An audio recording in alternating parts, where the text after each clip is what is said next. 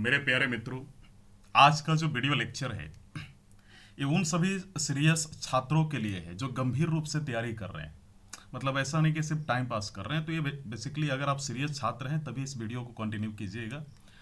और देखिए, ये जो बैच है ना, ये हमारा ये बैच ओनली फॉर 50 बैच बच्चों के लिए हम लोग चलाने वाले हैं, क्योंकि बच्चों की डिमांड थी, इसलिए हम लोगों ने भी सोचा कि इसको लाया जाए, इंट्रोड्यूस किया जाए आप सभी के सामने। अब चूंकि अगर कोई चीज़ फायदे के लिए हो रही हो तो उसको शुरू करने में कोई बुराई नहीं है। देखिए, हमारा ये टारगेटेड बैच होगा जिसमें हम अपने छात्रों को आंसर राइटिंग एक्सपर्ट बनाएंगे। मतलब उनको हर तरीके से क्या मतलब लिखना चाहिए, क्या नहीं लिखना चाहिए, कैसे कम शब्दों में अपनी पूरी भावना को व्यक्त करें, कैसे अच्छा से अच्छा मार्क्स लाएं। एक पूरी तरीके से हम लोग इस पे संशोधन कर रहे हैं। पूरा ध्यान दे के हम लोग इसको ये करेंगे। जो भी हमारे पास बच्चे रहेंगे, ये 50 स्टूडेंट्स का बैच रहेगा। देखिए, इसमें क्या है कि हमारी ऑलरेडी, मैं आपको बता दूं क्लास ये जो वीडियो शुरू करने से पहले, कि हमारा भी ऑलरेडी मेंस 21 का स्पेशल क्लास चल रहा है। इसका वीडियो आप देख सकते हैं, यूट्यूब पे पड़ा है। उसमें क्या क्या देने वाले हम लोग उसमें बता चुके हैं। मेंस 21 का सीरीज भी, टेस्ट सीरीज भी चल रहा है 21 वाला। अच्छा, ये टेस्ट सीरीज अलग है, ये अलग है। इसमें क्या है कि आपको टोटल 20 टेस्ट सीरीज मिलेगा, लेकिन इसमें आपको डेली बेसिस पे 4 क्वेश्चन मिलेगा। एक GS1 से, GS2 से, GS3 से, GS4 से, ठीक है। और फिर इसके बाद आपको हर संडे आपको एक ऐसे मिलेगा, ठीक है। हर संडे ऐसे मिलेगा। ये जो आप कॉपी आप जैसे जो मिला, मान लीजिए अगर आपको क्वेश्चन मिल गया और आपको डेली सॉल्व करके उसको देना है, और आपको टोटल 36 घंटे के अंदर आपको दे देना है कॉपी, अब मान लीजिए जब भी देना चाहे, लेकिन एक हमारी अपनी तरफ से एक शेड्यूल है। हर संडे को इन सभी क्वेश्चन का जो आपको 6 दिनों में दिया जाएगा, यानी 24 जो क्वेश्चन, ठीक है। और साथ ही साथ आपका एक एस है 25। तो इसको जितना भी 25 जो टोटल जो आप लिखेंगे क्वेश्चन, उसका डिस्कशन हम लोग संडे को करेंगे। और आपको मॉडल आंसर, जैसे मान लीजिए आपने जिस समय कॉपी सबमिट किया उसी समय आपको मॉडल आंसर मिल जाएगा। डिस्कशन में बताया जाएगा क्या गलती हो रही, क्या नहीं हो रही, किस प्रकार का माइंडसेट होता है एग्जामिनर का, कैसे वो कॉपी देखता है। क्योंकि ये बहुत ज़रूरी है कि एग्जामिनर के माइंडसेट के अनुसार चले। एग्जामिनर को कॉपी चेक करते समय किन किन चीज़ों का ख्याल रखता है, आपको किन किन चीज़ों का ख्याल रखना चाहिए, इन सभी बातों पे हम लोग बेसिकली वहाँ पे हम लोग बताएंगे आपको ना। अब एक चीज़ और आपको समझना है कि हम लोग अभी क्या कर रहे हैं कि हमारा जो क्लास है ना, अंग्रेजी और हिंदी माध्यम के दोनों बच्चों के लिए है, ठीक है। डेली 4 क्वेश्चन दे रहे हैं हम लोग हर एक GS पेपर से। अच्छा, हम लोग इसमें 8 फुल लेंथ टेस्ट देंगे आपको, ठीक है। 8 फुल लेंथ टेस्ट आप जोड़ सकते हैं कि GS1 का, GS2 का, GS3 और GS4 का 2-2 टेस्ट सीरीज आपको फुल लेंथ मिलेगा ना। और साथ ही साथ आपको हम लोग 4 फ्री ऐसे FLT देंगे। 4 जो है ऐसे का पेपर हम लोग फ्री देंगे। साथ ही साथ हिंदी का टेस्ट सीरीज भी आपको फ्री मिलेगा, ठीक है। हिंदी का टेस्ट सीरीज भी आपको फ्री मिलेगा 4, ठीक है। ये कब मिलेगा? ये प्रीलिम्स मेंस के बीच में आपको फ्री मिलेगा, ठीक है। ऐसा नहीं कि आप अगर मांगेंगे प्रीलिम्स के पहले तो ये संभव नहीं हो पाएगा। देखिए, हम लोग आप हमारे कार्यक्रम से आपको चलना होगा, तभी हम लोग कुछ कर पाएंगे। और वैसे भी हम लोग ये सीरियस बच्चों के लिए ला रहे हैं। अगर आप सीरियस बच्चे नहीं हैं तो आप कृपया करके वीडियो को छोड़कर जा सकते हैं आप, है ना। वैसे भी कुछ लोग जो है आप जो सीरियस छात्र होंगे इस चीज़ को ध्यान से देख रहे होंगे। देखिए, हम लोग क्या करेंगे, मॉडल आंसर देंगे आपको, क्वेश्चन के बारे में डिस्कशन करेंगे, डायरेक्टिव्स आपका जो है उसके बारे में हम लोग डिस्कशन करेंगे कि भाई एनालाइज में क्या होना चाहिए, है ना। इस प्रकार का जैसे विश्लेषण करें तो कैसे लिखना चाहिए। ये देखिए, मैं आपको कह रहा हूँ, जितना भी आपका प्रॉब्लम है, जितना भी कंफ्यूजन है, बड़ा से बड़ा कंफ्यूजन, आप कुछ नहीं जानते, एकदम हिंदी माध्यम के हैं, कुछ नहीं पढ़े हैं, कुछ भी नहीं आता है, एकदम जीरो है, आप बेफिक्र रहिए। ये जो हम लोग यहाँ पे आपको पूरी तरीके से एक्सपर्ट बना देंगे। आप हमें सिर्फ 4 मंथ दे दीजिए। पहले तो 2 मंथ प्रीलिम्स के पहले होगा, फिर 2 मंथ प्रीलिम्स के बाद होगा। टोटल मेरे पास 4 महीना। वैसे मैं 3 महीना ही आपसे मांगूंगा, क्योंकि 3 महीने में हर महीने, क्योंकि 3 स्टेज पे हम आपका आंसर राइटिंग डेवलप करवाएंगे। पहला स्टेज, दूसरा, तीसरा, पहला महीना, दूसरा महीना, तीसरा महीना, पहले, दूसरे, तीसरे, 3 महीने का समय हमको चाहिए। इसके बाद आप खुद महसूस करेंगे कि आपका आंसर राइटिंग कितना अच्छा हो गया। यहाँ पे आंसर राइटिंग से संबंधित हर चीज आपको मिलेगा, एवरीथिंग मिलेगा, एवरीथिंग, ठीक है। इसका भी क्या है कि आपको जो है, अगर आप कहेंगे सर मुझे आज 10 क्वेश्चन दे दीजिए, ये पॉसिबल नहीं हो पाएगा। क्योंकि अभी क्या है कि आपको, हाँ, आप ये कह सकते हैं कि सर आज मेरा जो 4 क्वेश्चन है, किसी दिन सर आज मैं नहीं दे पा रहा हूँ, कल 4 क्वेश्चन होगा, आज वाला भी तो 8 क्वेश्चन मैं कल दे दूंगा, ऐसा हो सकता है। तो प्रीपोन नहीं हो सकता, पोस्टपोन हो सकता है। ज़्यादा जानकारी चाहिए तो इस नंबर पर कॉल करें, हमारे एक्सपर्ट्स आपसे पर्सनली बात करेंगे, ठीक है। जितना भी हो, या फिर मैं ही कॉपी चेक करूंगा, और भी टॉपर्स हैं, वो आपसे बात करेंगे, आप उनसे बात करके पूछ सकते हैं सर कहाँ क्या गलती है। कुल मिला जुला के आपके पास देखिए, एक चीज जानिए आप लोग, ज्यादा पढ़ के भी आप अगर आंसर राइटिंग नहीं करते हैं तो आप समझिए कि आप कुछ नहीं कर रहे हैं। आपको ऐसा लगता है कि मेरा आंसर राइटिंग ठीक है, तो आप बुरा मत मानिए, लेकिन कहीं ना कहीं आपके आंसर राइटिंग में भी गलती है। हाँ, अगर आप पहले प्रैक्टिस कर चुके हैं, आपने टेस्ट सीरीज ले लिया आपने, फिर भी ठीक है, लेकिन वैसे छात्रों के लिए भी ये बढ़िया है। ठीक है, आपको जो है डेली 4 क्वेश्चन आपको ये किया जा रहा है, मतलब आपको सिर्फ लिख कर दे देना है, बाकी सब हम लोग संभाल लेंगे। ठीक है, तो ये क्या है कि आपकी जो टेंशन है, जो आपको प्रॉब्लम है कि भाई कैसे क्या लिखना है, कुछ समझ में नहीं आता, वो सारा टेंशन यहाँ पे दूर कर दिया जाएगा। मतलब आप सिर्फ आंसर लिख कर दो, हम जैसे जैसे बोलेंगे वैसे वैसे करना, each and everything will be clear, हर चीज ठीक हो जाएगा। तो ये हो गया। अब आप लोग क्या है कि करंट अफेयर से भी आप लोग टेस्ट सीरीज मिलेगा आप लोग को, हमारा जो नोट्स मिलेगा, साथ ही हम लोग फ्री में नोट्स देंगे आपको, फ्री नोट्स देंगे आपको। ठीक है, फ्री में आपको नोट्स मिलेगा पूरा, GS1 GS2 GS3 GS4 का, और पूरा नोट्स आपको फ्री मिलेगा अगर आप इस कोर्स को ज्वाइन करते हैं। यानी आपका टेस्ट सीरीज भी हो रहा है, टेस्ट सीरीज का मॉडल भी, आपका डायरेक्टिव का भी डिस्कशन हो रहा है, आपको मास्टर बनाने की बात की जा रही है, साथ ही साथ आपको टेस्ट ये नोट्स भी मिलेगा। मतलब नोट्स के लिए इधर उधर नहीं भटकना, और नोट्स बहुत कम शब्दों में मिलेगा। ठीक है, जो एकदम टू द पॉइंट है, जो मेंस के लिए स्पेशल बनाई गई हमारी तरफ से। देखिए, इसका हम लोगों ने प्राइस रखा है 9,999 रुपया, था ये 12,000, लेकिन हम लोगों ने 9,999 रखा, क्योंकि हमारा ये पहला बैच है और इसमें हमारे पास ऑलरेडी बच्चे आ चुके हैं, इसलिए मैं आपको बोलूंगा कि लिमिटेड सीट्स है, जितनी जल्दी हो सके एडमिशन ले लीजिए। चलिए, बाकी ये सब आप लोगों को मैंने बता दिया है कि हमारा जो टेस्ट सीरीज होगा इसमें क्या क्या हम आप लोग को देने वाले हैं। इसमें हम लोग समय ना खर्च करते हुए, क्योंकि मैंने बता दिया है यहाँ पे आपकी, पहले मैं बता दूं कि देखिए हमारा कार्यक्रम का उद्देश्य क्या है, वही मैं बोलूंगा कि इसमें हम लोग जो है, अच्छा, इसमें आपको लाइव टेस्ट भी होगा, बीच बीच में फुल लेंथ टेस्ट भी होता रहेगा। देखिए, हम लोग इसमें ईमानदार PCS उम्मीदवारों को टारगेट कर रहे हैं। जो ईमानदार नहीं है, कृपया करके हाथ जोड़ा जा रहा है कि आप यहाँ से चले जाए, मैं फिर से कह रहा हूँ। और यूपीएससी जो यूपी सिविल सर्विसेज एग्जाम है 2021 में जो उपस्थित होंगे, जिनके पास कम समय है, आप अगर ऑफिस में भी हैं, ऑफिस वर्किंग है आप, तो आप बेफिक्र रहिए, ऑफिस में भी समय मिल जाएगा, तो आप लिख लीजिए, आप घर पे लिख लीजिए। मतलब मैं तो बोलूंगा ऐसे लोगों के लिए वरदान से कम नहीं है, जो लोग ऑफिस में या फिर हाउस वाइफ हैं। ठीक है, या फिर जो लोग अभी मान लीजिए कॉलेज में, या फिर जो ऑलरेडी तैयारी कर रहे हैं यूपीपीसीएस का, उनके लिए भी बहुत बेटर है। लेकिन चूंकि इनके पास समय होता है, आराम से लिख सकते हैं, इनके पास कम होता है, तो मैं कहूंगा कि आप सभी बच्चों के लिए अच्छा है, आप यहाँ पे जुड़े, आप खुद महसूस करेंगे कि आपकी आंसर राइटिंग बेटर हो चुकी है, तो एक टेंशन तो आपका हम दूर कर देंगे। ठीक है, तो यह एक व्यापक और गहन interactive offline online test series programme है। आपको ध्यान देना, हमारे जितने स्पेशलिस्ट हैं, उम्मीदवारों की अवधारणाओं को, यानी आपके माइंडसेट को हम समझेंगे और स्टेज बाय स्टेज आपको गाइड करेंगे, और कैसे आंसर लिखना यह भी बताएंगे कम शब्दों में। यानी आपने कम भी पढ़ा है तो अच्छा आप आंसर लिख सकते हैं, जरूरी नहीं है कि ज्यादा पढ़ के ज्यादा समझ के अच्छा आंसर लिखा जा सकता है। याद रखेंगे, यूपीएससी का आंसर में सोच विचार कर लिखना होता है, यहाँ पे रट्टू तोता जैसा आपके पास फैक्ट याद होना चाहिए, तभी आप बेटर कर पाएंगे। उत्तर लेखन कौशल विकास, उत्तर की संरचना, प्रस्तुति, ये सभी पे हमें फोकस करना है। नाउ, आप अगर मान लीजिए खराब राइटिंग है, तो उसको अच्छा राइटिंग कैसे करें, ये भी हम लोग आपको बताएंगे। ठीक है, क्या ये मैटर करता है? क्या कुछ कुछ गलतियों की वजह से अक्सर बच्चे बोलते हैं सर बहुत अच्छा आंसर लिखा, सर 2 टेस्ट सीरीज ले लिए, कुछ नहीं हुआ। हम लोग बेसिकली यहाँ पे आपको बताएंगे, नो डाउट, आप बेफिक्र रहिए। हम आपको एक और खुशखबरी देना चाहते हैं कि हमारे साथ एक ऐसे हमारे सर जुड़े हुए हैं, जिनके पास काफ़ी सालों का एक्सपीरियंस रहा है, जो खुद मैं उनका नाम नहीं लूँगा, जिन्होंने काफ़ी बार बहुत सारे पीसीएस एग्जाम की, खास करके आपके पीसीएस एग्जाम की, आज के 12 ईयर 13 ईयर पहले वो कॉपी चेक किया करते थे। ठीक है, तो उनसे भी हम लोग कॉपी यहाँ पे चेक करवाने वाले, वो भी कॉपी चेक करेंगे आपकी। ठीक है, तो यहाँ पे ये हो गया। साथ ही साथ यहाँ पे आपको ध्यान देना, जो हम लोग क्वेश्चन देंगे और जो कॉपी चेक कर रहे थे, चूंकि मैंने क्या बोला था, देखिए मैं अपना प्रमोशन नहीं कर रहा हूँ, जो समझदार लोग होंगे वो समझ जाएंगे। हमारे खुद कांटेक्ट में ऐसे लोग हैं जो क्वेश्चन बनाते थे, ये सब सीक्रेट चीजें होती, नाम नहीं मैंने ले सकता।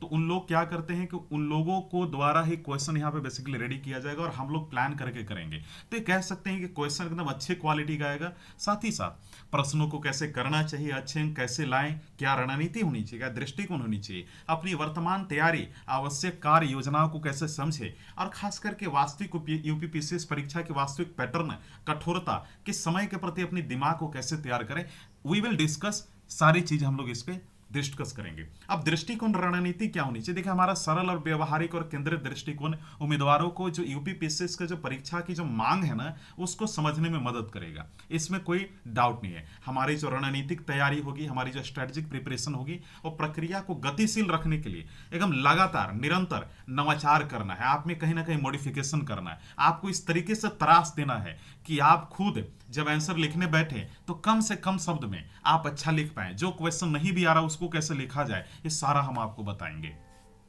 समय की उपलब्धता क्या होनी चाहिए, संसाधन, यूपी सिविल सेवा परीक्षा नवीनतम आवश्यकता है, जैसे कारकों के आधार पर व्यक्तिगत उम्मीदवारों पर अधिक ध्यान देना है। देखिए, हम आपको एक और फ्री आपको हम लोग आप लोग के लिए कर देंगे कि आप लोग जो है यहाँ पे हमारी जो हमारी कुछ क्लासेस चल रही हैं, इसमें स्पेशल क्लास, उसमें हम आपको वीक में 2 दिन आपका क्लास देंगे स्पेशल। जो आप मान लीजिए कि सर मेरा ये सर कमजोर है, सर ये सब्जेक्ट, सर ये वाला पढ़ा दीजिए, तो वो भी हम लोग आपको देंगे, ठीक है, वो भी हम आपको देंगे। मान लीजिए कोई टॉपिक में आपको समस्या, वो भी हम आप लोग को बता देंगे। तो हमारा ये इंटरेक्टिव जो लर्निंग दृष्टिकोण है लगातार उम्मीदवारों के प्रदर्शन में सुधार करेगा, नो डाउट। और यूपीएससी सीएससी मेन से कि गतिशील बदलते पैटर्न में उनकी तैयारी को सही दिशा में ले जाएगा, इसमें कोई डाउट नहीं है। आज प्यारे मित्रों, हम लोग एक और डिस्कशन करेंगे एक क्वेश्चन के बारे में। ये हमारे छात्र हैं जिन्होंने हाल ही में अभी टेस्ट सीरीज ज्वाइन किया है, उनकी हम लोग देखते हैं कि क्या परफॉर्मेंस है। तो सबसे पहले हम लोग देखते हैं इनका जो क्वेश्चन है, वो क्वेश्चन बहुत इंपॉर्टेंट है। क्वेश्चन क्या है इनका? क्वेश्चन कहता है कि भाई आप देख सकते हैं यहाँ पे लॉर्ड डलहौजी ने अपनी सृजनात्मक, कई मायनों में लॉर्ड डलहौजी ने अपने लॉर्ड डलहौजी ने आधुनिक भारत के संस्थापक थे, विस्तृत करें, है ना। यानी इसको हम कह सकते हैं, एक क्वेश्चन दूसरी भाषा में यह भी बोल सकते हैं कि लॉर्ड डलहौजी ने अपनी सृजनात्मकता के बल पर आधुनिक भारत की नींव रखी, चर्चा कीजिए, विस्तृत कीजिए। ये एक ही चीज है ना। अब एक समझना है आपको इस बात को कि भले इनका देखिए राइटिंग थोड़ा सा है, तो होता क्या है कि राइटिंग उतना मैटर नहीं करता है, राइटिंग समझ में आना चाहिए सिर्फ एग्जामिनर को। लेकिन मैं इनको बोलूंगा जिनकी भी ये कॉपी, इनको थोड़ा सा राइटिंग को सुधारना चाहिए, राइटिंग थोड़ा सा और खूबसूरत बनाने की कोशिश करना चाहिए। आप खुद सोच कर देखिए कि आप मान लीजिए 5वीं क्लास के कक्षा के बच्चे का कॉपी चेक कर रहे हैं, आपके पास 100 कॉपी, आप किसका कॉपी चेक करेंगे? उसका तो नहीं करेंगे ना कि जिसको खूब नॉलेज है, राइटिंग खराब है। आप उसका करेंगे कि जो अच्छा लिखा है लेकिन कम लिखा है, साफ साफ लिखा है, तो उसकी कॉपी चेक करेंगे। तो कोशिश करें कि वही करें। लेकिन इनकी देखिए, इनमें बहुत सारी इन्होंने अच्छी चीजें डाली है। जैसे पहले समझिए कि जब इस क्वेश्चन को सॉल्व करेंगे तो देखिए यहाँ पे पहले हम लोग ध्यान देंगे कि इसकी भूमिका क्या होनी चाहिए।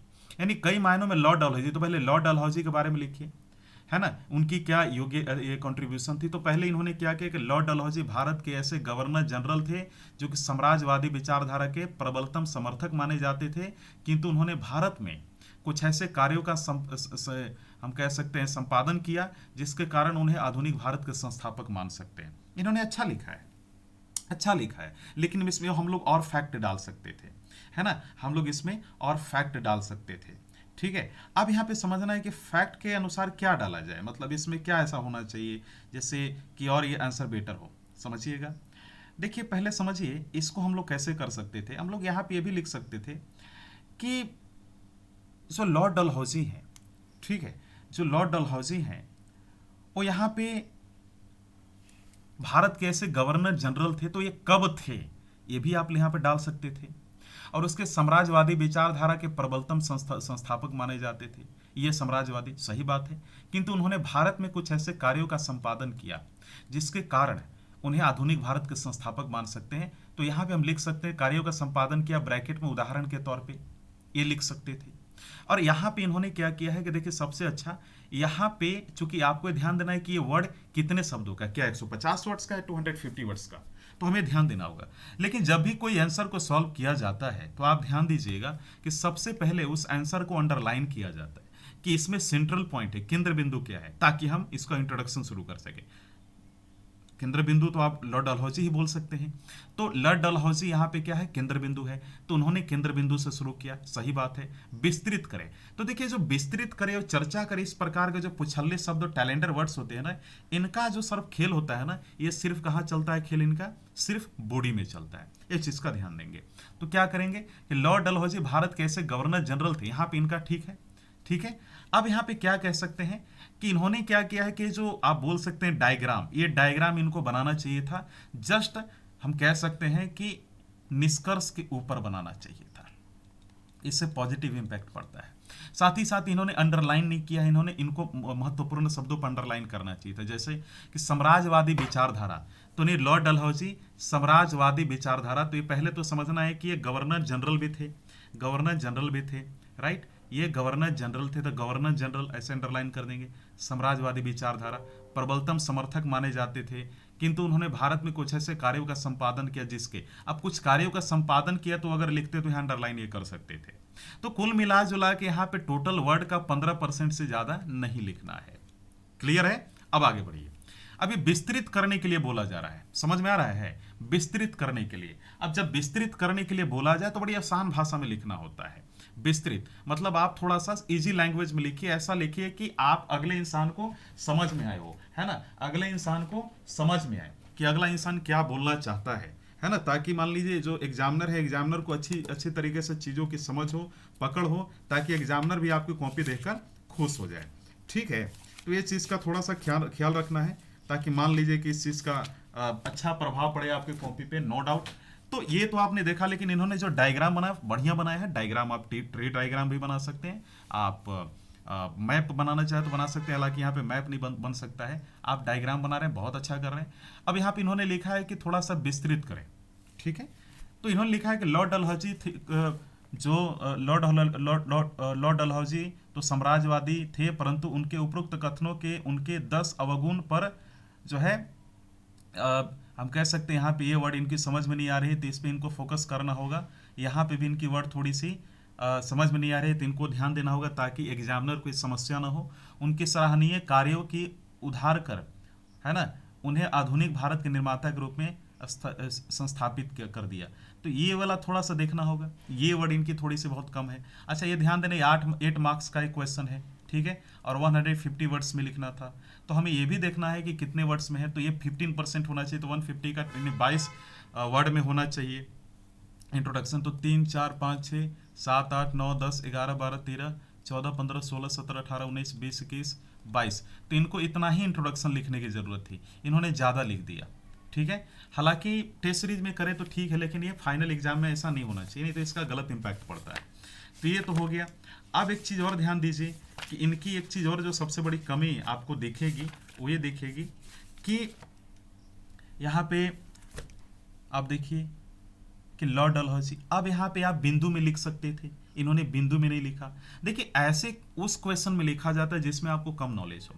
अब अगर ये बुलेट वाइज लिखते थे इनको कम पड़ता, तो जैसे कैसे लिख सकते थे बुलेट वाइज में, मैं बता रहा हूँ, 1 सेकंड रुकिएगा। यहाँ तक तो मान लीजिए मैंने बता दिया। यहाँ पे लिख सकते थे कि लॉर्ड डलहौजी आधुनिक भारत के संस्थापक निम्नलिखित तरीकों से थे, अब उसको लिखकर कुछ बिंदु लिख देते ही, या फिर 1 करके भी लिख सकते थे, 1 इस तरीके से तो 1.1, 1.2, फिर दूसरा में इस तरीके से 2.1, 2.2, कितना आसान है। फिर इसके बाद इनका हम लोग देखते हैं यहाँ पे, देखिए, इस प्रकार उपरोक्त विश्लेषण के आधार पर कह सकते हैं कि रेलवे संचार लाइनों का विकास समझने का निर्माण, डाक तार व्यवस्था कुछ ऐसे कार्य थे जिन्होंने भारत के आधुनिक बनाने में अपना योगदान दिया और डलहौजी का आधुनिक भारत का निर्माण कर दिया। बहुत अच्छी बात है, बहुत अच्छी बात है।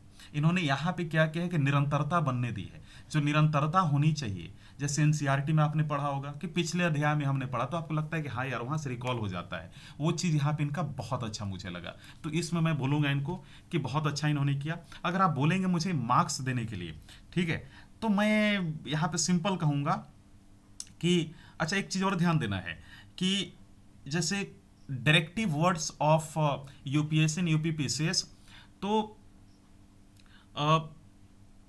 हम ये कह सकते हैं कि यहाँ पे इनका 8 मार्क्स का है, तो इसके अनुसार अगर हम देखें तो हम लोग ये कह सकते हैं कि हम इनको देंगे ओनली 2.5 मार्क्स। देखिए, 4 मार्क्स मिलना मतलब समझ रहे हैं आप, 4 मार्क्स मिलना जो बहुत, तो अच्छे बच्चों का 4 मार्क्स आता है 8 में से 150 शब्दों का।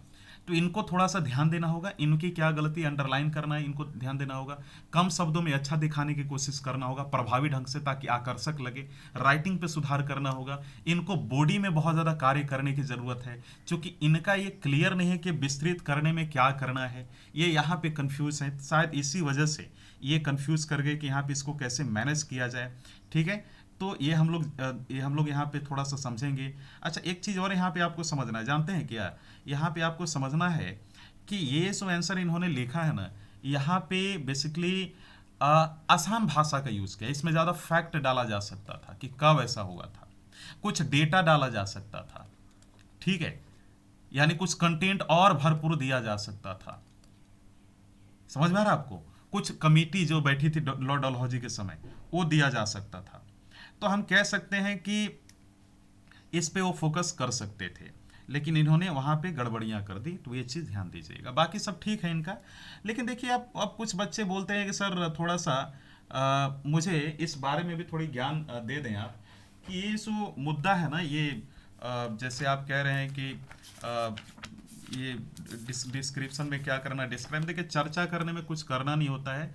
आपको आसान भाषा में, आपने इतिहास यहाँ लिख दिया, आसान भाषा में समझा दीजिए आंकड़ों के साथ, यही है। तो चर्चा में कोई ऐसा समस्या नहीं होता है। तो आपको दिख गया कि कैसे यहाँ पे क्या है, आकर्षक आपका दिखना चाहिए। कंटेंट की कमी है इनके पास, इनको थोड़ा उस पर ध्यान देना होगा।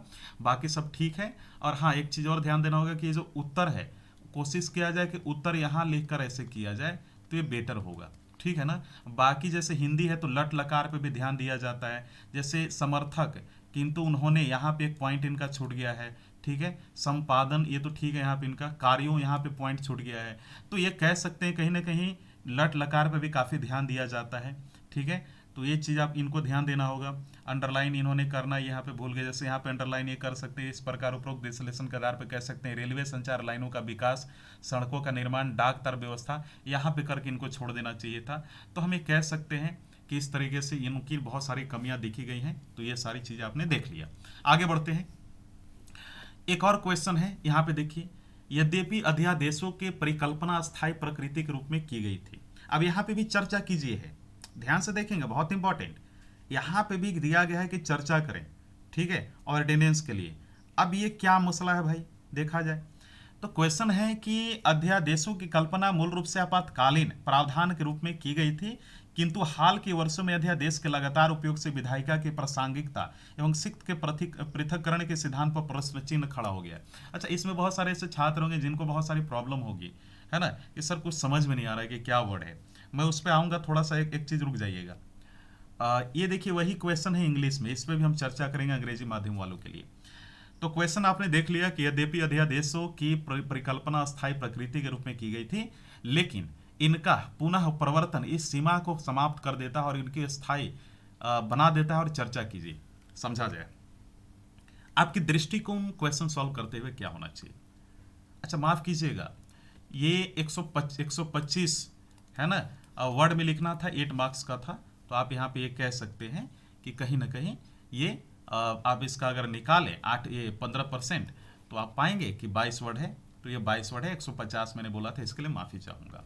आगे आते हैं, तो यहाँ देखते हैं इनका आंसर। देखिए दृष्टिकोण क्या होना चाहिए, इनका दृष्टिकोण होना चाहिए कि जब ये आंसर लिख रहे हो तो ये अध्यादेशों ऑर्डिनेंस के लगातार उपयोग के संदर्भ में उल्लेख करके उत्तर शुरू कर सकते हैं ये, ठीक है। तो पहला इनका आंसर क्या होना चाहिए, इंट्रोडक्शन होना चाहिए, इंट्रो। फिर इसके बाद बॉडी होना चाहिए, ठीक है। इसके बाद आप कह सकते हैं कि कंक्लूजन होना चाहिए। अब यहां पे ध्यान देना है कि अध्यादेशों के लगातार जो हम कह सकते हैं कि उपयोग, इससे इनको शुरू करना चाहिए था। अब अध्यादेशों के पुनः परिवर्तन से जुड़े मुद्दों का उल्लेख इनको करना चाहिए था, ठीक है। उल्लेख हुए बॉडी में करते, कंक्लूजन में एक निष्कर्ष लिख देते, ठीक है। तो ये इनको करना चाहिए था, तो ये चीज इन्होंने नहीं किया। अब यहां पे आते हैं कि अध्यादेशों की जो परिकल्पना है अस्थायी प्रकृति, समझा जाए अध्यादेश की जो कल्पना है कैसे लिखेंगे, ध्यान से देखिएगा। अध्यादेश की जो कल्पना है कैसे लिखेंगे, तो इस पे हम लोग थोड़ा सा यहाँ पे फोकस करते हैं। जो यहाँ पे इनकी जो गलती है उस पे हम लोग ध्यान देते हैं, ठीक है। तो इस पे हम लोग फोकस करते हैं। तो इनका जो यहाँ पे ध्यान देना है आंसर आपको, कि इन्होंने लिखा संविधान का अनुच्छेद 123। अच्छी बात है, इन्होंने संविधान का अनुच्छेद 123 से शुरू किया, कोई बात नहीं है, के तहत अध्यादेश जारी करने भी शक्ति। अब देखिए यहाँ पे राष्ट्रपति की महत्वपूर्ण विधायी शक्ति है, जिसका प्रयोग राष्ट्रपति तय करते हैं जब संसद के दोनों सदनों या दोनों में से कोई एक सदन व्यवस्था। देखिए प्रॉब्लम क्या है कि हमारी नई छात्रा हैं, तो इन्होंने भी देखिए कहीं ना कहीं अच्छे से आंसर नहीं लिखा है, तो इसमें क्या करना चाहिए था, इनको इंट्रोडक्शन में वही 22 लाइन में कंप्लीट करना चाहिए था, इतना, सॉरी 22 वर्ड में। इसके बाद इनको चलना चाहिए था बॉडी में, फिर इसके बाद इनको चलना चाहिए था कंक्लूजन में। एंड इसको कंक्लूजन यानी निष्कर्ष के पहले कुछ थोड़ा डायग्राम बनाना चाहिए था, ऐसे ऐसे कुछ इस प्रकार का, इस प्रकार का, या फिर इस प्रकार का बनाना चाहिए था, ताकि प्रेजेंटेशन अच्छा दिखता। अंडरलाइन भी ये नहीं की है, ठीक है। साथ ही साथ इनकी लट लकार में भी बहुत सारी समस्याएं, देखिए यहाँ पे इन्होंने काटा भी है, ठीक है, ये देखिए यहाँ पे इन्होंने काटा है, फिर यहाँ पे इन्होंने ऐसे किया है, तो ये गलत प्रभाव डालता है एक एग्जामिनर के माइंड पे। फिर देखिए यहाँ पे डाला है, ठीक है। तो ये सारी चीज़ें, अच्छा कभी कभी अक्सर क्या होता है मेरे प्यारे दोस्तों मित्रों, कि मान लीजिए एक बच्चा है और एक दूसरा बच्चा है। देखिए यहीं पे क्या होता है कि लक लक कुछ नहीं होता है। एक होता है कि आपकी अपनी वजह से आप डूबते हैं। कैसे? एक बच्चा कम लिखा है, कम नॉलेज है, लेकिन अच्छा लिख कर गया, मिजाज फ्रेश कर दिया, एकदम प्रेजेंटेशन फर्स्ट क्लास का है, कम ही फैक्ट लिखा है। लेकिन एक बंदा काफ़ी फैक्ट लिखा, लेकिन उसका प्रेजेंटेशन बेटर नहीं है। एग्जामिनर मान लीजिए अपनी पत्नी से लड़कर आ गया, या फिर पति से लड़कर आ गया, घर में कुछ झगड़ा हो गया, कुछ पर्सनल लाइफ में प्रॉब्लम है, सुबह चाय नहीं मिला, हो सकता है ट्रैफिक जाम में फंस गया, मतलब उसका माथा खराब है, ऑफिस जैसे ही आ गया उसको कॉपी आपका मिल गया। अब इसको कॉपी मिला, इसका देखेगा, इसका तुरंत काट देगा, लेकिन इसका देखेगा तो उसका माइंड को रिलैक्स मिलेगा, अच्छा चलो कॉपी अच्छा है, इसको अच्छा नंबर दे दे, आधा नंबर ज़्यादा दे देगा, एक नंबर, तो यानी आप 10 रैंक ऐसे ही पीछे हो गए। तो ये बहुत ज़रूरी है कि आंसर राइटिंग होना चाहिए। अब ऐसा ऐसा होता है, खुद मेरा अनुभव रहा इस मामले को लेकर, इसलिए आप लोग बोलते हैं कि यार हमसे वो कम पढ़ता था, वो आगे निकल गया। आप देखो तो कि उसकी राइटिंग कैसी है, वो लिखता कैसा है, प्रेजेंटेशन भी तो देखो, ऐसे थोड़े होता है ना।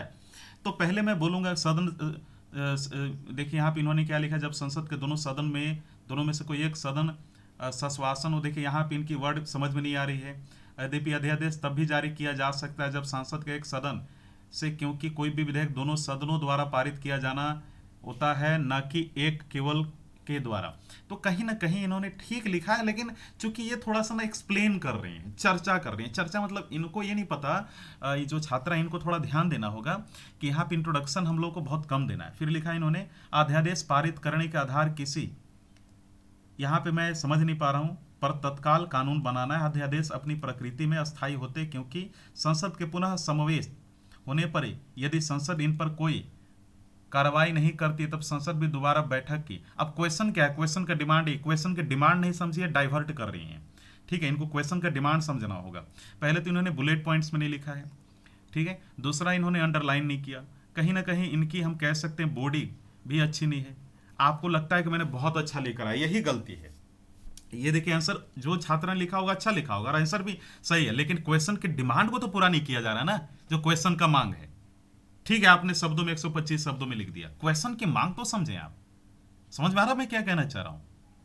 इतना फैक्ट डालने की जरूरत ही नहीं है, कम फैक्ट में भी लिखा जा सकता है। अब यहां पे जो क्वेश्चन अध्यादेश की परिकल्पना, ये सेंट्रल पॉइंट, केंद्रीय बिंदु हो गई। अस्थायी प्रकृति केंद्र बिंदु, अब पुनः परिवर्तन केंद्र बिंदु, और समाप्त कर देता है केंद्र बिंदु, अस्थायी केंद्र बिंदु। चर्चा कीजिए। तो पहले तो हम क्या लिखेंगे कि अध्यादेशों के प्रस्तुति की परिकल्पना अस्थायी प्रकृति के रूप में की गई थी। अब इसको थोड़ा सा एक्सप्लेन करना है। अब आंसर मैं कैसे लिखूंगा? देखिए, इनको यहां पे करना चाहिए था, लिखना चाहिए था कि अध्यादेश की कल्पना मूल रूप से आपातकालीन प्रावधान में की गई थी। ये इनको यहां लिखना चाहिए था, ये जरूरी नहीं था लिखने का, ये वाला, ठीक है ना। इसके बाद इनको लिखना चाहिए था किंतु हाल के वर्षों में, क्योंकि हाल के वर्षों में भी तो दिखाना होगा, तो इनको लिखना चाहिए था किंतु हाल के वर्षों में अध्यादेश के लगातार उपयोग से विधायिका की जो प्रासंगिकता है और शक्ति, यह पृथककरण के सिद्धांत पर प्रश्न चिन्ह खड़ा करता है। यह लिखकर इंट्रोडक्शन खत्म कर देना चाहिए था, इससे ज्यादा जरूरत ही नहीं था।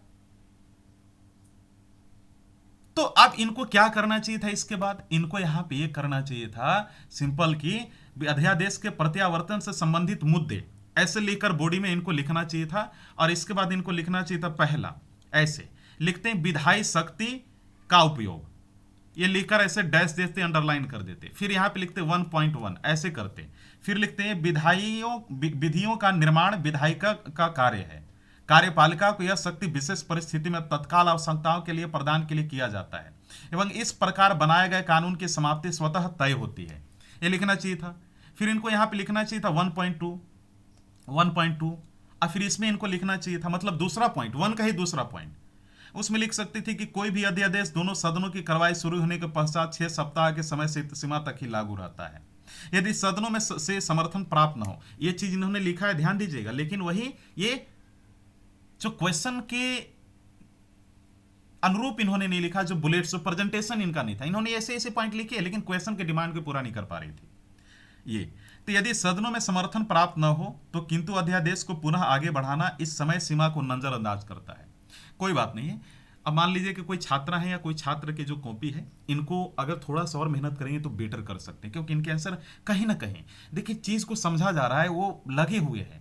ये थोड़ा सा अगर मेहनत कर देंगे, जो छात्र जिनकी मैं कॉपी चेक कर रहा हूँ वो बहुत बेटर कर सकते हैं थोड़ा सा मेहनत के बाद, ठीक है। इसके बाद आप लिख सकते हैं दूसरा, ये पहला पॉइंट आपने लिख दिया है ना। अब इसमें आप दूसरा क्या लिख सकते हैं कि शक्तियों के पृथक्करण के सिद्धांत का उल्लंघन।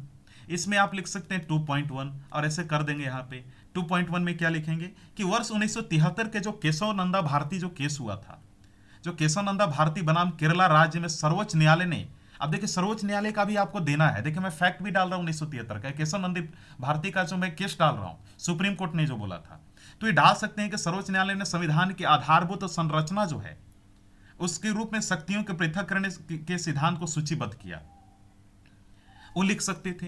अब इसके अंदर 2.1 आपने लिखा तो यहां पे लिख सकते थे 2.1.1 ऐसे करके एक और पॉइंट लिख सकते थे कि अध्यादेश के संसद के सत्र में नहीं होने पर तत्कालिक कार्रवाई के लिए बनाया गया है, यह विधायिका का विकल्प नहीं है। अब यहां पे डाल सकते थे आर्टिकल कि हालांकि अनुच्छेद 123 के अध्यादेशों की कोई संख्यात्मक सीमा तय नहीं करता है।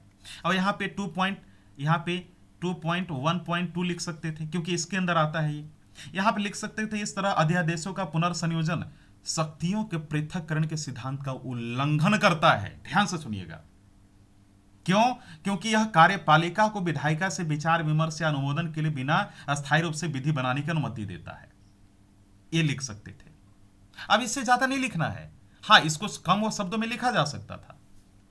अब लास्ट में लिख देते या फिर ये भी लिख सकते थे। देखिए यहां पे आप कम शब्दों में लिख सकते, आप एक लाइन में लिख सकते हैं उदाहरण के तौर पे 2013 और वर्ष 2014 में प्रतिभूति कानून अध्यादेशों को 3 बार प्रख्यापित किया गया था। ये लिखकर अब निष्कर्ष में आ जाते। निष्कर्ष में 2-3 लाइन लिख देते। पहला कि भारतीय संविधान ने विधायिका, कार्यपालिका और न्यायपालिका के बीच शक्तियों के पृथक्करण का प्रावधान किया है। कार्यकारी को आत्मसंयम दिखाना चाहिए और अध्यादेश बनाने के उपयोग केवल अप्रत्याशित या जरूरी मामलों में करना चाहिए। ऐसे करके खत्म कर देना चाहिए था। तो इनको लिखना था 125 शब्दों में। 10-20 ऊपर होता है तो चलता है, 10-20 नीचे होता है चलता है। यानी आप 125 है तो 150 से ऊपर नहीं बढ़ सकते हैं, मैक्सिमम जा सकते हैं 20-30 ऊपर नीचे। तो 8 में से मैं इनको दूंगा 1.5 मार्क्स दूंगा मैं। हालांकि 1 मार्क्स ही देना चाहिए, लेकिन इनकी जो मैं मोटिवेशन बना रहे 1.5 मार्क्स दूंगा। लेकिन देखिए यहाँ पे मोटिवेशन बनने के लिए नहीं है, आपको बुरा लगे या जो अच्छा लगे, यहाँ पे हम जो कॉपी चेक करेंगे बहुत स्ट्रिक्टली कॉपी चेक करेंगे। आप ये जान लीजिए कि अगर स्ट्रिक्टली कॉपी चेक करें और 1 नंबर अगर मैं आपको दे रहा हूँ, आपको हाफ नंबर ज़्यादा मिलेगा आपको एग्जामिनेशन में, 1 नंबर ज़्यादा मिलेगा, आधा 1 नंबर। तो इस चीज़ का ध्यान रखिएगा। आगे आते हैं, एक और क्वेश्चन है, बहुत इंपॉर्टेंट क्वेश्चन है। एक छात्रा का क्वेश्चन है। छात्रा या छात्रा आई डोंट नो, लेकिन नाम नहीं लिखा गया तो इसमें थोड़ा मैं कंफ्यूज कर रहा हूँ। ये भी 125 में लिखना है वर्ड्स में। एंड नाउ ये 8 मार्क्स का है, ध्यान दीजिएगा ना। ये हम लोग इंग्लिश में डिस्कशन करेंगे, इंग्लिश का है, ध्यान से देखा जाए। क्वेश्चन क्या है? All the ordinance were envisaged to be of temporary nature, so their enactment remains this limitation and make them permanent, so discuss, have a discussion, ऐसा भी आ जाता है, आप कह सकते हैं क्वेश्चन आ जाता है, मतलब डायरेक्टिव्स। हैव अ डिस्कशन, देखिए मैं आज चर्चा करने वाले पे ही जो डायरेक्टिव है वैसा ही लेकर मैंने क्वेश्चन बनाया है। तो ये आप कह सकते हैं कि यहाँ पे मतलब आपका जो, जैसे मान लीजिए हम टेस्ट सीरीज लेंगे तो syllabus GS1, GS2, GS3, GS4। GS1 में सबसे ऊपर क्या है? Art and culture. GS2 में क्या है? पॉलिटी एंड लक्ष्मीकांत, पॉलिटी का, इंडियन पॉलिटी का। GS3 में क्या है? इकोनॉमिक्स है। GS4 में क्या है कि आपको सबसे पहले पढ़ना होगा एथिक्स, कि एथिक्स क्या होता है। तो हम लोग जो टेस्ट सीरीज शुरू करेंगे ना, जो 4 क्वेश्चन मिलेगा, ऐसे आपको चलेगा। सबसे GS1 का पहले शुरू वाला टॉपिक, GS2, GS3, GS4, ऐसे फिर वो उस प्रकार का जब क्वेश्चन उस टॉपिक्स में से खत्म हो जाएगा तो फिर दूसरे लाइन में बढ़ेंगे। यानी GS1 का दूसरा टॉपिक, GS2 का दूसरा टॉपिक, GS3 का दूसरा टॉपिक, GS4 का दूसरा टॉपिक, ऐसे हम लोग कंप्लीट करवाएंगे। ठीक है, ये चीज ध्यान दीजिएगा। आगे बढ़ते हैं।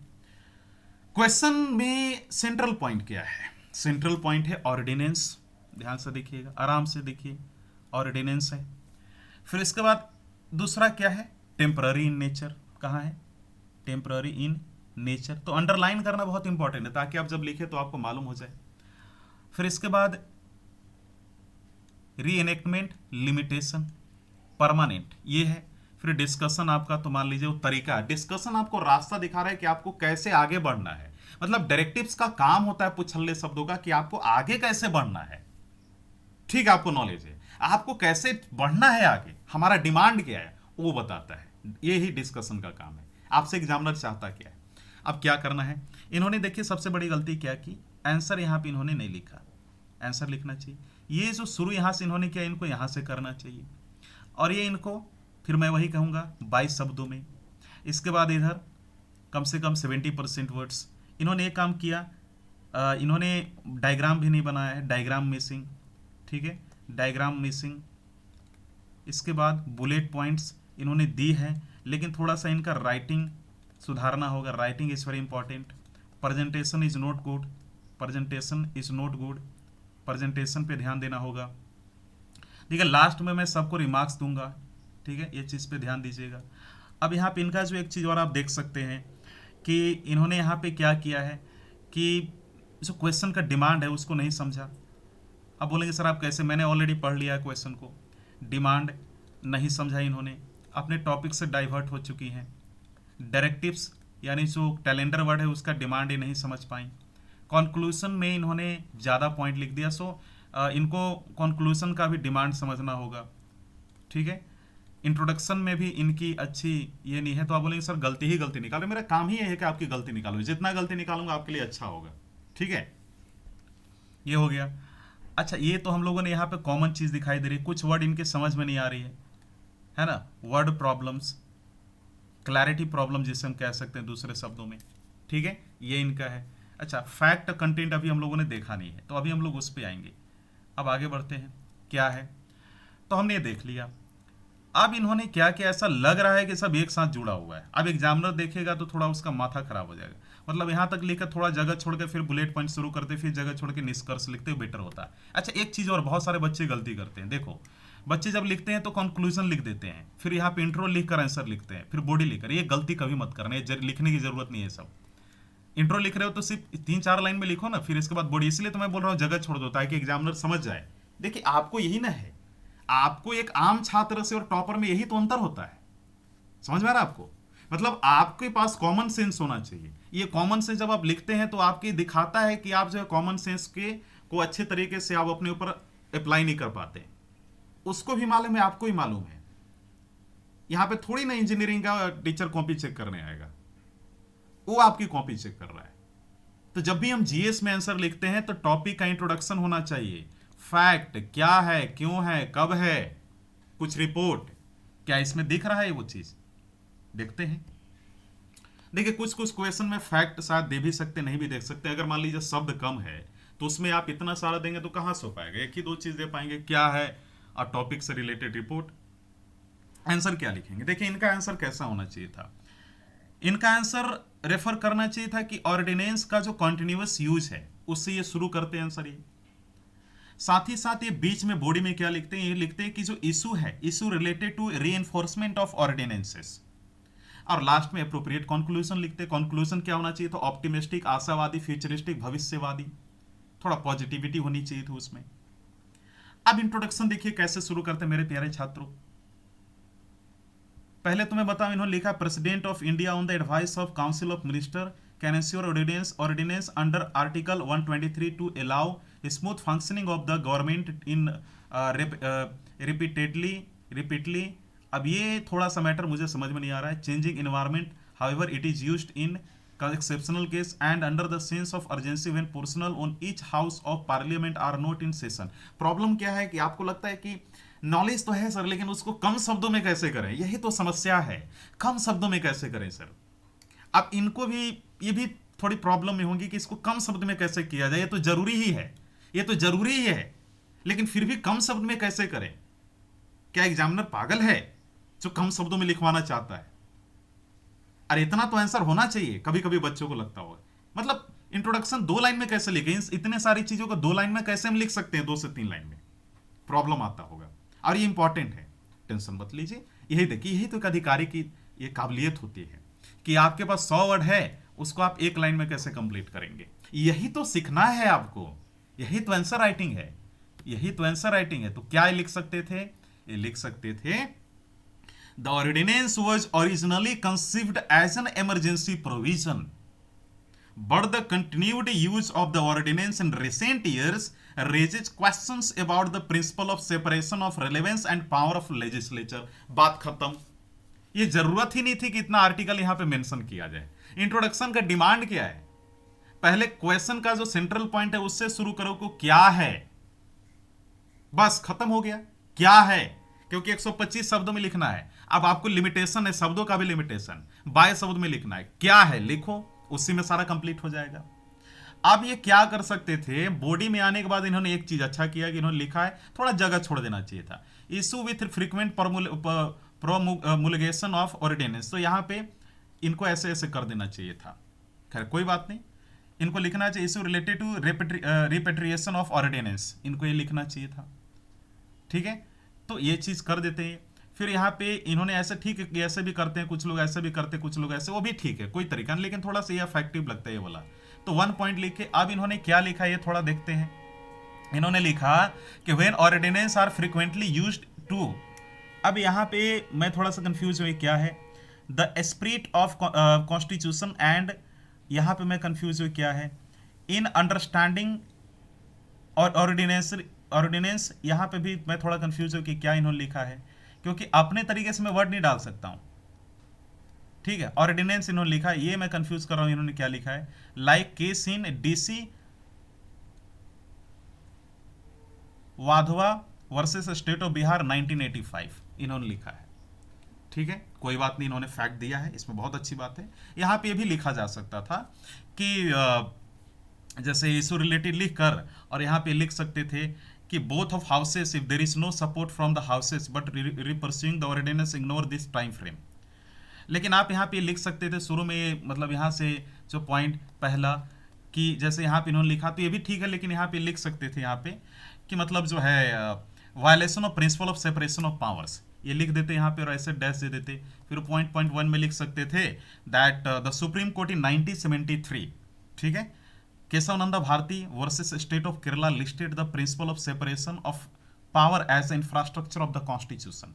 इसकी जरूरत ही नहीं थी वाधवा के बारे में डालने के लिए, स्टेट ऑफ बिहार के बारे में डालने के लिए, ये लिखा जा सकता था। 1.2 में क्या लिख सकते थे कि ordinance has been framed for immediate action if it is not in the session of, so it is not an alternative to the legislature, however article 123 does not limit the ordinances, आप कह सकते हैं numerically। फिर 1.3 में इतना करके छोड़ देते। फिर दूसरा पॉइंट में आ जाते, लिख सकते थे कि इग्नोरिंग सुप्रीम कोर्ट डिसीजंस, ये भी लिख सकते थे, इशू क्या है ऑर्डिनेंस के साथ। तो कभी कभी सुप्रीम कोर्ट के डिसीजन को भी इग्नोर कर दिया जाता है, तो यहाँ पे लिख सकते थे 2.1 में कि even after strict decision on repeated use of ordinances both the centre and the state government have ignored the supreme courts comment several times. ऐसा हुआ है, बहुत बार हुआ है। अब 2.2 में क्या हो सकता था कि यहाँ लिख सकते थे for example the securities law amendment ordinance was promulgated thrice in 2013 and 2014, हुआ भी था 2013-14 में ये घटना। ये लिख सकते थे similarly an ordinance to amend the land acquisition act, जो हुआ था ना, जो 2014 में इशू हुआ था दिसंबर में, वो भी लिख सकते थे। And re promulgate twice in April and May 2015, ये लिख सकते थे। इसके बाद ये डायग्राम बना देते कुछ, है ना, कि ऐसे करके कि इशूज विथ, मान लीजिए ऐसे हल्का फुल्का लिख दिए, अब इशू विथ ऑर्डिनेंस ऐसे करके लिख देते, 1-2 पॉइंट ऐसे डाल सकते थे यहाँ पे। अब कंक्लूजन में बहुत आसानी से लिख सकते थे, लेकिन इनकी कंक्लूजन पहले हम लोग देखेंगे, इनका क्या कंक्लूजन है। इन्होंने लिखा है कि Indian constitution provide separation of public power between, ठीक है। तो ऐसे इनको यहाँ पे क्या करना चाहिए था, आफ्टर एनालिसिस या फिर after discussion of above topic, ऐसे करके आप ये शुरू कर सकते थे। कंक्लूजन लिखने की कोई आवश्यकता नहीं थी ऐसे, तो ये कर सकते थे Indian constitution provide separation of power between, ऐसा all the state their arms of general where enactment of law is a function of legislature supreme court in DC Wadhwa legislature. तो एक ही चीज़ को इन्होंने दो बार देने की कोशिश किया है। अच्छी बात है, कोई प्रॉब्लम नहीं, आप दे सकते हैं। That repromulgation of ordinance is the fraud to the constituted, hence ordinance route is to be used for emergency purpose only. Okay, कोई बात नहीं। यहाँ पे इनको लिखना चाहिए था, जो मुझे लगता है यहाँ पे इनकी सारी चीज़ ठीक है, लेकिन गलती कहाँ पे है कि इन्होंने ज़्यादा थोड़ा सा दे दिया है कंक्लूजन में, शब्द सीमा से बाहर। ये भी ठीक है, लेकिन और अच्छा लिखना हो तो कैसे लिख सकते हैं? ये लिख सकते थे, however the constitution of India provides for the separation of power between the, देखिए इन्होंने क्या लिखा है, ठीक लिखा है, separation of power between the executive and judiciary. ठीक है, executive and judiciary in which it is the job of legislature to make laws. सही बात है भाई। The executive should show self restraint and use the ordinance only in unexpected in important matters. ये भी सही है। तो कुल मिला जुला के अगर हम इनको बात करें कि 125 वर्ड में है, 8 मार्क्स में से देना है, मैं इनको बिना किसी समस्या का 2 मार्क्स दूंगा। पहले तो इनको मिलना चाहिए था 3 से 3.5 मार्क्स। इनका राइटिंग प्रेजेंटेशन के कारण इनका हाफ नंबर कटा है, 1 नंबर आप कह सकते हैं प्रेजेंटेशन के कारण। इन्होंने आप कह सकते हैं कि कुछ क्वेश्चन के डिमांड को नहीं समझा, उसके लिए भी एक वो हाफ मार्क्स कटा है, साथ ही साथ ज़्यादा शब्दों में लिखा, तो इस वजह से इनकी 2 मार्क्स मिली है। मिलना चाहिए था 3.5। अब 4 से 5 मार्क्स मिला तो समझिए कि यू आर, अच्छा एक चीज़ मैं बोलना चाहूँगा, 4 से 5 मार्क्स मिलना मतलब आपको एग्जामिनेशन में अच्छा कर सकते हैं, आप एक चीज़ और अच्छा स्कोर कर सकते हैं। देखिए मैं इनके लिए यही मार्क्स का दूंगा कि ये सही रास्ते पे जा रहे हैं, ये अच्छा कर सकते हैं। इनको थोड़ा सा सही दिशा में बढ़ना होगा, जितना क्वेश्चन हो सके इनको सॉल्व करना होगा, जितना कॉपी चेक करवाना है मुझसे करवा लें, जितना भी ये मेरे से सलाह लें, पूछें। और साथ ही साथ मैं इनको ये भी सलाह दूंगा कि आप बेटर कर सकते हैं, you are on right track, आप बहुत अच्छे रास्ते पे हैं। थोड़ा सा अपने माइंड के क्लैरिटी को पे ध्यान दीजिए, क्वेश्चन को 1-2 बार जरूर पढ़िए, ठीक है, 1-2 बार जरूर पढ़िए। साथ ही साथ इनको अभी आप लोग जो पहली स्टेज में इन लोग हैं, तो इन लोग ये इस चीज़ पे बिल्कुल ध्यान न दें कि हमको 7 मिनट में कंप्लीट करना, अभी 20 मिनट लेकर भी कंप्लीट कर सकते हैं, कोई समस्या नहीं है। अभी आप शब्द भी बढ़ा सकते हैं, मतलब आप 150-200 शब्दों में लिख सकते हैं, लेकिन कोशिश कीजिए प्रेजेंटेशन शुरू से ही डेवलप है तो अच्छा रहेगा। और बाकी अगर मैं इनकी बात करूँ तो इनको काफ़ी मेहनत करने की ज़रूरत है। इनको मेहनत सही ट्रैक पे चल रही है, लेकिन ये बेसिक स्टेज पे हैं। इनको मीडियम और एक एडवांस स्टेज जो हमारा 3रे महीने में हो जाएगा, जिससे मास्टर स्टेज मैं बोल रहा हूँ, तो इनको मीडियम स्टेज में आने में अगर ये ऐसी लगी रही, मेहनत करती रही, थोड़ा सुधार कर लेंगे प्रेजेंटेशन में, क्वेश्चन के डिमांड को समझ जाएंगी, तो ये बेटर कर सकती है, नो डाउट। इनका अगर हम देखें तो इनका बहुत अच्छा रहा है। ये अंडरलाइन करना भूल गए, मतलब इन क्वेश्चन की डिमांड को ये समझ रहे हैं, लेकिन यही कि इनको शब्दों में कमी लानी होगी। क्वेश्चन इनको थोड़ा सा, इनका जो प्रॉब्लम मैं देख पा रहा हूँ कि इनका ज़्यादा प्रॉब्लम हो रहा है पुछल्ले शब्दों में, डायरेक्टिव्स में जो सीधी सी दिखाई दे रही है क्वेश्चन को देखते ही, तो इनको उस पर थोड़ा ध्यान देना होगा। बाकी मैं ये कहना चाहूँगा कि बाकी इनका सब ठीक है, और इनका डायग्राम काफ़ी इंप्रेसिव है। एग्जामिनर देखेगा वैसे इनको अच्छा खासा मार्क्स दे देगा, लेकिन कहीं ना कहीं मैं देख रहा हूँ कि इनको अपने ऊपर ध्यान देना होगा, अपने रिवीजन पे फोकस करना होगा, जितना ज़्यादा हो सके आंसर लिखें। और बाकी मैं ये कहना चाहूँगा सभी छात्र छात्राएं जो देख रही हैं वीडियो, जो इस क्वेश्चन को उन्होंने लाइव देखा है कैसे चेक हो रहा है, देखिए ये और अच्छे से मैं चेक करता, क्योंकि इतनी यहाँ पे मैं सर ने बोला था कि एक वीडियो चेक कीजिए, मतलब इस तरीके का होना चाहिए, तो मैं बनाकर आपको दिखा रहा था। मुझे ऐसा लगा कि यार कैसे पॉसिबल है, मतलब 5 मिनट या 10 मिनट में कॉपी कैसे चेक हो सकता है, क्योंकि मैं यही क्वेश्चन, एक क्वेश्चन को चेक करने के लिए कम से कम मैं 15 से 20 मिनट लेता हूँ कि इसको कैसे अच्छा किया जा सकता था, क्या कमी है, बहुत इसमें मैं ध्यान से देखता हूँ। ठीक है, तो इतने कम समय मैंने चेक किया, अगर कुछ छूट गई हो तो माफ़ी चाहूँगा मैं, लेकिन 20 मिनट में 20-25 मिनट में क्वेश्चन को लेता हूँ, मैं अपने पर्सनली चेक करता हूँ। ठीक है, तो मुझे उम्मीद है कि आज का वीडियो लेक्चर आपको पसंद आया होगा। कॉपी हम लोग ऐसे ही चेक करते हैं। अच्छा एक चीज़ और है कि इनका मैंने जो देखा है, इनका ग्रामर भी ठीक है, ठीक है, हालांकि इतना ध्यान नहीं दिया जाता, इन्होंने सिंपल वर्ड का यूज़ किया है, हार्ड वर्ड का यूज़ नहीं किया है। एवरेज आंसर इन्होंने लिखने की कोशिश की है, जो कि बहुत अच्छी बात है, लेकिन जो शुरू स्टेज में आप खुद से लिखिए, आप देख भी सकते हैं इंटरनेट से, लेकिन ध्यान दीजिए जो आप देख रहे हैं वो आपको याद होना चाहिए। तो कहीं ना कहीं मैं बोलूँगा सभी को कि धन्यवाद देना चाहूँगा कि सभी को मेहनत करने की बहुत ज़रूरत है, और इसके साथ मैं ये वीडियो को समाप्त करना चाहूँगा। और जो हमारे छात्र इस कोर्स को ज्वाइन करना चाहते हैं, या मान लीजिए किसी के पास कोई पैसे की प्रॉब्लम है, फिर भी आप एक बार कॉल कर लें हमारे पास, ताकि आपकी सभी समस्याओं का समाधान कर पाएं। मुझे उम्मीद है कि मेरी ये कोशिश आपको पसंद आई होगी। धन्यवाद।